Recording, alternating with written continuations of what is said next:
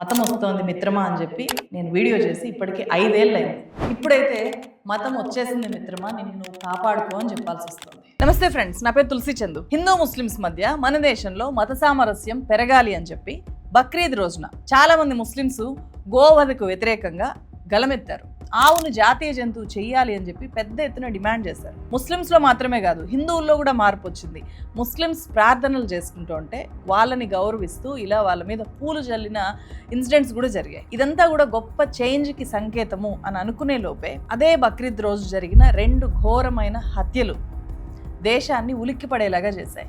దేశంలో ముఖ్యంగా యువతలో పెరిగిపోయిన మతోన్మాదం ఏ స్థాయిలో ఉందో వాళ్ళ బుర్రల్లోకి మతోన్మాదం ఏ స్థాయిలోకి నింపేశారో ఈ 2 ఇన్సిడెంట్స్ కూడా బయటపెట్టాయి. నిజానికి ఇవి దేశానికి రెడ్ అలర్ట్స్ లాంటివి, డేంజర్ సిగ్నల్స్ లాంటివి. ఇన్సిడెంట్ నెంబర్ 1, ఉత్తరప్రదేశ్ గజియాబాద్ ఖోడాలో 17 ఏళ్ల Surya Pratap Chauhan inter first year చదువుతున్నాడు. సేమ్ ఏరియాలో ఖోడాలోనే అసద్ అనే ఇంకొక అబ్బాయి, అతని ఏజ్ కూడా 17-18 ఏళ్ల కంటే ఎక్కువేమీ ఉండదు. బక్రీద్ రోజున సూర్యప్రతాప్కి ఫోన్ చేసిన అసద్ మేకను ఎలా బలిస్తారో ఎప్పుడైనా చూసావా అని అడిగాడంట. చూడకపోతే రా చూపిస్తాను అని చెప్పి రమ్మని పిలిచాడంట. అతను వెళ్ళాడు. మధ్యాహ్నం 3:30 గంటల టైంలో పట్టపగలు నడి రోడ్డు మీద తన 3 ముస్లిం ఫ్రెండ్స్తో కలిసి అత్యంత కిరాతకంగా సూర్యప్రతాప్ పొట్టలో పొడిచి అసద్ చంపేశాడు. సూర్యప్రతాప్ తప్పించుకోవడానికి ట్రై చేస్తే వెంటాడి మరీ దాడి చేశారు. ఇదంతా కూడా సీసీటీవీ కెమెరాస్లో రికార్డ్ అయింది. మే 29న సూర్యప్రతాప్ హాస్పిటల్లో ట్రీట్మెంట్ పొందుతూ చనిపోయాడు. అసద్ సూర్యప్రతాప్ని అసలు ఎందుకు చంపాడు? 8 months బ్యాక్ వీళ్ళిద్దరి మధ్య ఒక బైక్ రైడింగ్ లో ఒక ఇష్యూ వచ్చిందంట. अरे भैया दोस्त थे, दोस्त दुश्मन बन गए। अरे भैया पहले भी कोई झगड़ा हुआ था आपस में? हाँ हुआ था, 8 महीना पहले हुआ था झगड़ा। किस चीज को लेकर झगड़ा हुआ? ऐसे बच्चों में मौजा हुई थी। సో అదే ఈ హత్యకు కారణం అని చెప్పి పోలీసులు తేల్చారు. ఇంకా దారుణం ఏంటో తెలుసా? కొడుకు కత్తితో పొడుస్తూ ఉంటే అసద్ తండ్రి నవాబు అక్కడే ఉండి ఎంకరేజ్ చేశాడు అని చెప్పి ఈ అసద్ ఫ్రెండే పోలీసులకి స్టేట్మెంట్ ఇచ్చాడు. और एक का नाम फरहान था, एक का नाम आतिफ था, एक का वहाँ पे और भी थे, सारिक नाम था, और एक असद का बाप था, नवाब नाम है उसका। దీంతో ఇప్పుడు తండ్రి నవాబ్ని కూడా పోలీసులు అరెస్ట్ చేశారు. హత్య తర్వాత పారిపోయిన అసద్ను యూపీ పోలీసులు మే 31వ తేదీన ఎన్కౌంటర్ చేశారు. సూర్యాది మతోన్మాద దాడి అని చెప్పి మీడియాలో, సోషల్ మీడియాలో విపరీతంగా చర్చ జరుగుతోంది. वही हिंदू की जगह कोई मुसलमान होता तो क्या करते? मार्केट पूरा खोड़ा बंद हो जाता। हर बार हिंदू ही क्यों? काय का एक लड़का भाई है हमारा, वो हर बार हिंदू ही क्यों बकरा बनाया जाता है? ఇదే బక్రీద్ రోజే ఢిల్లీలో ఇంకో హత్య జరిగింది. అది కూడా ఖచ్చితంగా తెలుసుకోవాలి. అర్బాజ్ అనే 26 ఏళ్ల వ్యక్తి జ్యువెలరీ షాప్లో వర్క్ చేస్తాడు. నైట్ 11 గంటలకి దారిలో వెళ్తున్న ఒక మైనర్ అబ్బాయిని పిలిచి పోయి సిగరెట్ తీసుకురావు అని చెప్పాడు.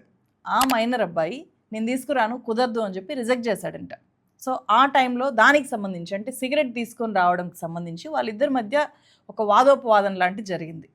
సో ఆ తర్వాత ఇద్దరు వెళ్ళిపోయారు. అయితే అర్బాజ్ తీరు నచ్చని ఆ మైనర్ బాలుడు ఇతని మీద కక్ష పెంచుకున్నాడు. తన 3 ఫ్రెండ్స్తో వచ్చి అర్బాజ్ ఒంటరిగా ఉన్నప్పుడు కార్నర్ చేసి కత్తులతో పొడిచి పారిపోయాడు. హాస్పిటల్లో అర్బాజ్ ట్రీట్మెంట్ తీసుకుంటూ చనిపోయాడు. ఢిల్లీ పోలీసులు 3 మైనర్లను అరెస్ట్ చేశారు. ఈ ప్రధాన నిందితుడు ఎవరైతే మైనర్ బాయ్ ఇతన్ని పొడిచాడో అతను హిందువు, ఈ అర్బాజ్ ముస్లిం. ఈ ఇన్సిడెంట్లో 3 మైనర్లను అరెస్ట్ చేసిన ఢిల్లీ పోలీసులు ప్రధాన నిందితుడు సౌరభ్ని మాత్రం వదిలేశారు అని చెప్పి అర్బాజ్ కుటుంబం ఆరోపిస్తోంది.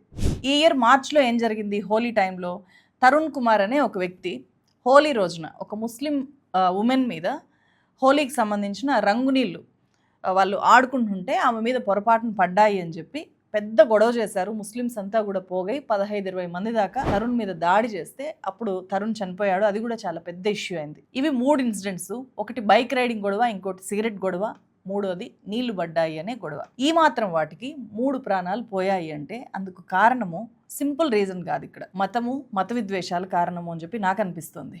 ఎందుకంటే ఈ 3 ఇన్సిడెంట్స్లో నిందితుల్ని సేమ్ మతం వాళ్ళు ఒకవేళ హర్ట్ చేసి ఉంటే ఈ హత్యలు జరిగేవి కావేమో. సాధారణంగా అయితే దీన్ని ఒక ఇన్సిడెంట్గా చూడాలి, పోలీస్ స్టేషన్కి వెళ్ళి కంప్లైంట్ చేయాలి, లీగల్ యాక్షన్ తీసుకునేలాగా చేయాలి. గ్రూప్గా వచ్చి కొందరి మీద దాడి చేసి ఈ మాబ్ మెంటాలిటీని పెంచి పోషించేది ఇక్కడ ప్రధానంగా మతం. సో సేమ్ మతానికి సంబంధించిన వాళ్ళైతే కూర్చొని పంచాయతీ చేసుకునేవాళ్ళు, ఆర్ సేమ్ కులానికి సంబంధించిన వాళ్ళైతే కూడా పంచాయతీ చేసుకుంటారు. అరే వేరే మతం వాడు మనోన్ని ఇట్లా అన్నాడురా అన్నప్పుడు ఎవరైతే బాధితులు ఉంటారో వాళ్ళందరూ కూడా ఏకమవుతున్నారు. అండ్ చాలాసార్లు నిందితులు కూడా ఏకమవుతున్నారు. సో అప్పుడు ఇట్లాంటి హత్యలకు అవి కారణమవుతున్నాయి. లాస్ట్ ఇయర్ కూడా సేమ్ ఇన్సిడెంట్ జరిగింది. కేంద్ర ప్రభుత్వం తీసుకొని వచ్చిన వక్ఫ్ అమెండ్మెంట్ యాక్ట్ ని ముస్లిం సంస్థలు తీవ్రంగా వ్యతిరేకించాయి. ఆ టైంలో బెంగాల్లో ముర్షిదాబాద్ జిల్లాలో చాలా పెద్ద ఎత్తున హింస జరిగింది. 2025 ఏప్రిల్ 12న హర్గోబింద్ దాస్ అతని కొడుకు చందన్ దాస్ ఇంటి మీద ఒక గుంపు దాడి చేసి వాళ్ళని గొడ్డలితో నరికి చంపేశారు. ఈ హత్యకు మెయిన్ రీజన్ ఆస్తి అనే వాదన ఉన్నా కూడా అంతమంది కలిసి ఈ తండ్రి కొడుకుల మీద దాడి చేయడానికి ప్రేరేపించింది మాత్రం ఇక్కడ ప్రధానంగా మతం. ఈ కేసులో కోర్టు 13 మందిని దోషులుగా ప్రకటించి వాళ్లకు జీవిత ఖైదేసింది. National crime records bureau NCRB లెక్కల ప్రకారం 2016-20 మధ్య 3,399 మత ఘర్షణల కేసులు మన దేశంలో నమోదయ్యాయి. ఈ గొడవల్లో చాలా మంది అమాయకులు బలైపోయారు. ఎన్నో కుటుంబాలు రోడ్డున పడ్డాయి.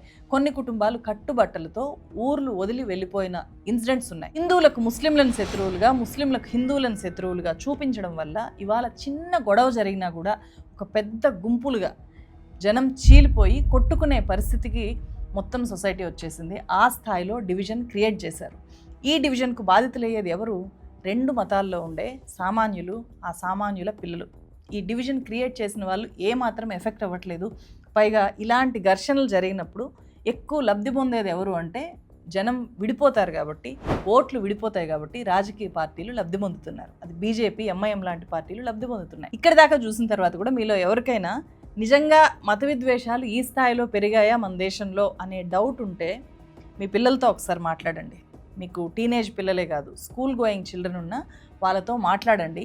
హిందూ ముస్లిమ్స్ ఫ్రెండ్స్ మధ్య ఎట్లాంటి సంభాషణలు జరుగుతున్నాయి, వాళ్ళు వాళ్ళ ఫ్రెండ్స్ గురించి ఏం మాట్లాడుకుంటున్నారు, ఒక ముస్లిం హిందూ ఫ్రెండ్ని ఎలా చూస్తున్నాడు, హిందూ ముస్లిం ఫ్రెండ్ని ఎలా చూస్తున్నాడు అని చెప్పి కొంచెం డైరెక్ట్గా ఇండైరెక్ట్గా అడిగితే వాళ్ళ మాటల ద్వారా మనం షాక్ అయ్యే విషయాలు మనం తెలుసుకుంటాం. పొలిటికల్ పార్టీలు ఎంత సక్సెస్ఫుల్గా జనాన్ని డివైడ్ చేశాయో చెప్పడానికి జరుగుతున్న క్రైమ్ ఇన్సిడెంట్స్ అంటే ఒక నార్మల్ గొడవతో, 2 వ్యక్తుల మధ్య జరిగే ఒక నార్మల్ గొడవతో స్టార్ట్ అయ్యి 2 మతాల మధ్య పెద్ద విద్వేషకర కార్చిచ్చులాగా మొత్తం డివైడ్ చేసే స్థాయికి వెళ్ళిపోయి హత్యలు జరుగుతున్నాయి. అండ్ ఆ హత్యల్ని మించిన డివిజన్ ఈ ఇన్సిడెంట్ జరిగిన చోట వాళ్ళు మాత్రమే కాదు, మొత్తం ఆ ఏరియాస్ లేకపోతే ఆ జిల్లా, ఆ రాష్ట్రము అంతా కూడా ఒక విద్వేషంలోకి వెళ్ళిపోయే స్థాయిలో ఈ ఇన్సిడెంట్స్ ప్రభావం చూపిస్తాయి. అందువల్లనే పదే పదే ముఖ్యంగా ఈ ఛానల్లో మత విద్వేషాలు ఎంత డేంజరో ఈ ఛానల్ స్టార్ట్ చేసినప్పటి నుంచి చాలా వీడియోస్లో నేను చెప్తూ వస్తున్నాను.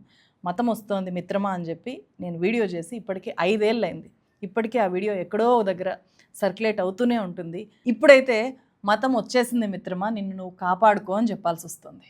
మీరేమంటారు? కామెంట్ చేయండి. ఈ వీడియోని ఎక్కువ మందికి చేరేలాగా చేయండి. Thank you so much.